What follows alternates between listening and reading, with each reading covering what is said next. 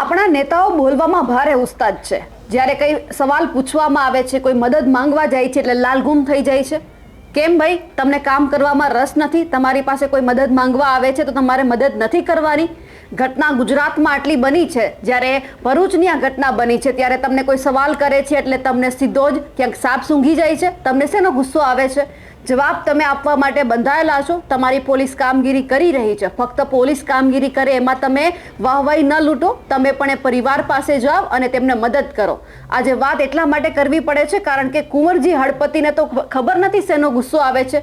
સવાલ કરવામાં આવે છે તો જવાબ સરખા નથી આપવામાં આવતા. તમે તેના પ્રભારી મંત્રી છો, જવાબ તમારે વ્યવસ્થિત આપવા જોઈએ. ગુસ્સે થઈ અને ફોન કાપી નાખો એ તમારી ફરજ નથી કે તમને જે પદ ઉપર બેસાડ્યા છે એ પદને પણ તમે જો લાયક નથી. જો તમે આ રીતે ફોન કાપો એટલા માટે. નમસ્કાર, નિર્ભય ન્યૂઝ સાથે હું છું રિદ્ધિ. વાત ભરૂચની એટલા માટે કરવી પડે છે આજે ફરી એક વખત કારણ કે જે ઝઘડિયામાં ઘટના બની, 10 વર્ષની બાળકી સાથે જે દુષ્કર્મ આચરવામાં આવ્યું, ખાલી એ દીકરીનો વાંક એટલો હતો કે ઝારખંડની છે અને જે આરોપી એમના ઉપર દુષ્કર્મ આચર્યું એ ઝારખંડનો છે. એટલે આપણા ગુજરાતના નેતાઓને આમાં જરા પણ રસ નથી. સારું છે કે ગુજરાતની દીકરી સાથે જ્યારે આવું બને છે ત્યારે તમે બહાર આવો છો કે નહીં એ પણ તમને ખબર છે. પણ જ્યારે બીજા રાજ્યની વાત આવે છે ત્યારે તમે હોશે આગળ જાઓ છો. જે કેન્ડલ માર્ચ કરવાની હોય છે તે કરો છો ને ન્યાય માટે મુહર લગાવો છો. પરંતુ સવાલ એ છે કે જ્યારે કોઈ બીજા રાજ્યમાંથી ગુજરાતમાં દીકરી આવે છે એ સુરક્ષા સુનિશ્ચિત કરીને આવે છે કે ગુજરાત સુરક્ષિત છે એટલે અમે જઈએ છીએ, ત્યાં કામ કરીએ છીએ, અમારી સાથે કંઈ ઊંચ નીચ નહીં થાય. પણ જ્યારે થાય છે ત્યારે આપણા નેતાઓને તો જાણે એવું લાગે છે કે હા, બીજા રાજ્યમાંથી આવી છે તો આપણે શું છે? અરે ભાઈ, કામ આપણા ગુજરાતમાં કરવા માટે આવી છે. સવાલ એટલા માટે આજે જે ભરૂચના પ્રભારી મંત્રી છે કુંવરજી હળપતિ, તેમના ઉપર થાય છે કારણ કે સાહેબને જોરદાર ગુસ્સો આવે છે. મત માંગવા હોય છે ત્યારે હાથ જોડવાના, લોકોને કહેવાનું કે મત આપજો, પરંતુ જ્યારે મદદ માંગવા માટે જાય છે, સવાલ કરવામાં આવે છે એટલે સીધા તેઓ લાલઘૂમ થઈ જાય છે. જે આ મામલો અત્યારે બન્યો છે, જે આ દીકરી સાથે આ દુષ્કર્મની ઘટના બની છે, 2 વખત ઓપરેશન બિચારીનું કરવામાં આવ્યું. હજુ અત્યારે જે આ દીકરી છે, 10 વર્ષની દીકરીનું 2 વખત ઓપરેશન કરવામાં આવ્યું. એમની માં ઓપરેશન થિયેટરની બહાર બેસીને હૈયાફાટ રુદન કરી રહી છે. દીકરી જીવન મરણ વચ્ચે ઝોલા ખાઈ રહી છે. પણ જ્યારે આપણે આવા નફટ નેતાઓને આપણે ફોન કરીએ છીએ ત્યારે જવાબ મળે છે એટલે દીકરો તો અહીંયાનો છે જ નહીં, તો કાર્યવાહી કઈ રીતે કરવાની? હવે દુષ્કર્મની ઘટના તો ગુજરાતમાં બની છે ને, એ લોકો અહીંયા કામ કરવા માટે આવ્યા હતા, એટલા માટે એમની સાથે ક્યાંક આવું થયું છે. સુરક્ષા લઈને આવ્યા હતા પણ તમે સુરક્ષા આપી એ પણ સવાલ છે. હવે વાત એટલા માટે આજે કરવી પડે છે કારણ કે એક પ્રાદેશિક ચેનલ ગુજરાતની છે, ગુજરાત ફર્સ્ટ, એમાં જ્યારે એમનો એક શો છે મુદ્દાની વાત, અને એમાં જ્યારે સવાલ કરવામાં આવ્યો કુંવરજી હળપતિના મામલે ત્યારે સાહેબ નફટાઈથી કહે છે અમે એસપીને ફોન કરી દીધો છે.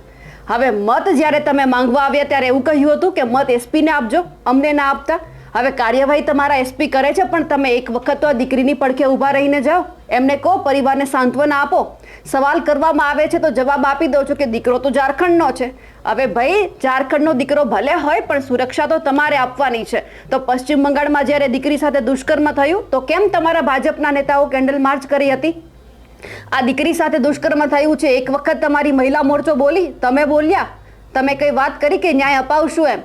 હા, તમે એમનું રિકન્સ્ટ્રક્શન કરાવો, વરઘોડો કાઢો, પણ તમે સુરક્ષા તો એટલી આપો. તમે ત્યાંના પ્રભારી મંત્રી છો કે આવું બીજી કોઈ દીકરી સાથે ન થાય. હવે જે લોકો કોઈ બીજા પ્રદેશમાંથી ગુજરાતમાં કામ ધંધે આવે છે એ લોકો એવું જોઈને આવે છે કે ગુજરાત સુરક્ષિત છે એટલા માટે જઈએ છીએ, પણ આપણું ગુજરાત તો આટલું બધું સુરક્ષિત છે એ એમને લગભગ ખબર જ નહીં હોય કે કોઈ વ્યક્તિ આવીને અહીંયા દુષ્કર્મની ઘટના બની જાય છે. આવી એક વાત નથી. સાહેબ, તમે એવું કહી દો છો કે ઝારખંડનો દીકરો હતો, એમણે દુષ્કર્મ આચર્યું છે, તો ગુજરાતના એવા દીકરા પણ છે કે જેમણે દુષ્કર્મ આચર્યું છે, તેમ છતાં એમની સામે કોઈ જ કાર્યવાહી નથી થઈ. તો બોલો ને, ગુસ્સો શેનો આવે છે? એમના ઉપર તમારે ગુસ્સો કાઢવાનો છે. ત્યાં જઈને કહેજો કે હા, અમારા ગુજરાતના દીકરાએ દુષ્કર્મ આચર્યું છે તો સજા કરાવશું. હવે સૌથી પહેલા જે ગુજરાત ફર્સ્ટમાં જે કુંવરજી હળપતિ બોલ્યા છે, જે ગુસ્સે થયા છે ને અચાનક તેમને એવું તો શું થઈ ગયું કે ફોન કાપી નાખ્યો, તે સાંભળીએ. પહેલી વાત તો એ છે કે પહેલો ફોન તમારો જ્યારે આવ્યો ને એ જ વખતે મને એવું કે તમારા મીડિયેટર દ્વારા પ્રશ્ન પૂછવામાં આવ્યો કે ભરૂચમાં ઘટના બની છે, પણ હું આજે ખુલાસો કરું છું કે આ ઘટના ભરૂચની આજની નથી, એ 16 તારીખની ઘટના છે અને એ ઝઘડિયાની ઘટના છે. અને એ ઝારખંડથી આવેલું પરિવારમાં આ એક ઘટના બની છે. ખરેખર જે દિવસે ઘટના બની તે જ દિવસે મેં એસપી ને પણ ફોન કર્યો હતો અને સૂચના આપી હતી. એસપી એ તરત જ એ ગામની વિઝિટ લીધી ને વિઝિટ લીધા બાદ ફરિયાદ પણ દાખલ થઈ ગઈ. સાહેબ તમે પરિવારને મળવા ગયા હતા? પરિવારને મળવા માટે અમારી કેબિનેટ ની બધું હતું એટલે હું હવે હમણાં સાહેબ તમે એવું કહો છો કે 16 તારીખે ઘટના બની હતી, આજે 19 થઈ, 3 જ દિવસ થયા છે.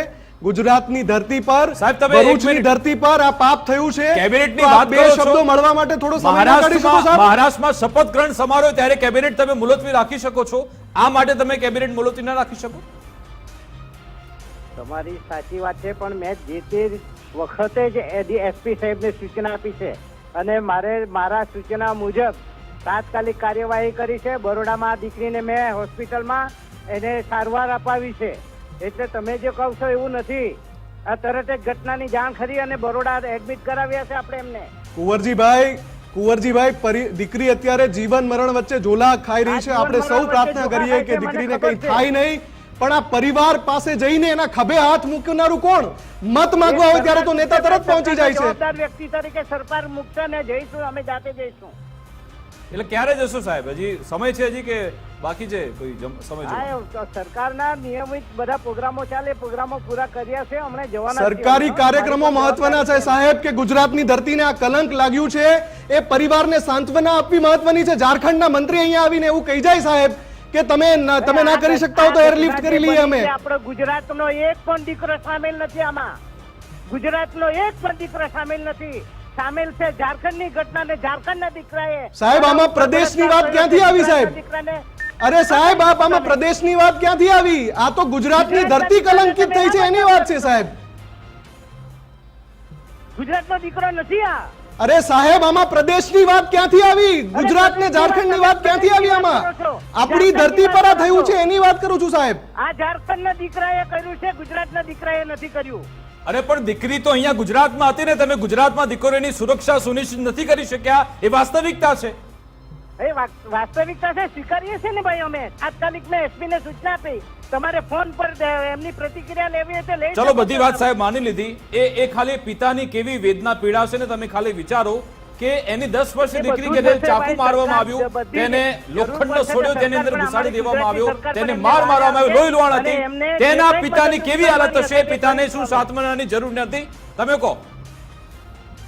તમારી વાત સાથે હું સંમત છું ભાઈ. હા, ગુજરાતની તો બસ અમે એ સવાલ ઉઠાવી રહ્યા કે સાહેબ ક્યારે જશો? બધા ક્યારે જશો? ચૂંટણી આવે ત્યારે જવાનું કે અત્યારે નહીં જવાનું? 4 દિવસથી એ પિતા હોસ્પિટલ જોડે જાય, ડોક્ટર જોડે જાય, પોલીસ જોડે જાય કે પછી ભગવાનને પ્રાર્થના કરે કે અમને આ પીડામાંથી બહાર કાઢો? એ એમને આશ્વાસન સાંત્વના આપવાની જરૂરિયાત છે કે નહીં? તમે મને એમ કહી દો. સાંત્વના આપવાની જરૂરિયાત છે એટલા તો માટે કેમ નથી પહોંચતા કોઈ પણ? કોઈ હજુ સુધી ના સરપંચ ના સાંસદ કોઈ પહોંચ્યું નથી. એસપી ને ફોન કરી લીધો એટલે વાત પતી ગઈ. એસપી ને ફોન કર્યો તો એસપી ની મારે કાર્યવાહી કરવાની છે. પરિવાર સાથે ઉભા રહો, ત્યાં જાઓ, તેમને મળો, તેમની સાથે તેમને કહો કે ભાઈ તમને બધી જ રીતની મદદ મળશે. કેમ નથી કોઈ ત્યાં પહોંચ્યું? તેમ ના ચાલે સાહેબ. અમારા સવાલો તમને આકરા લાગશે, બરાબર છે, પણ તમે પિતાની એ પરિવારની પીડા સમજો સાહેબ. મારા જવાબ પણ તમને આકરા લાગશે. અમને નથી લાગતા. અમે તો એ પરિવારની પીડાની વાત કરીએ છીએ. અમે એ પરિવારની પીડાની વાત કરીએ છીએ સાહેબ. તમે જે બોલો છો એમાં અમને કશું આકરું નથી લાગતું. હા,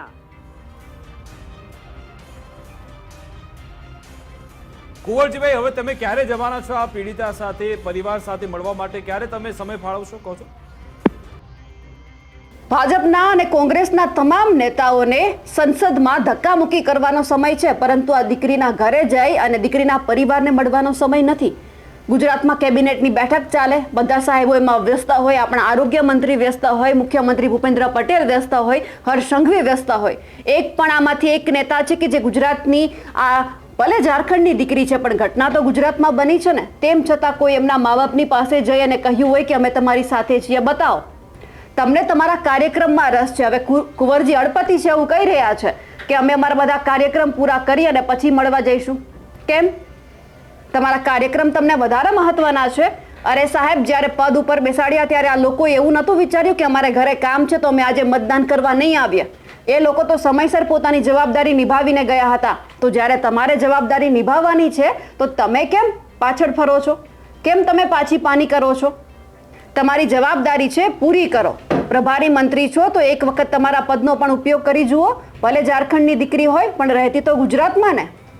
આવું તમને એક સંદેશો મળશે કે તમે જો કોઈ બીજા રાજ્યની દીકરીને ન્યાય અપાવ્યો તો હજુ ઘણા લોકો એવા રાહ જોઈને બેઠા છે કે જે ગુજરાતમાં આવવા માંગે છે.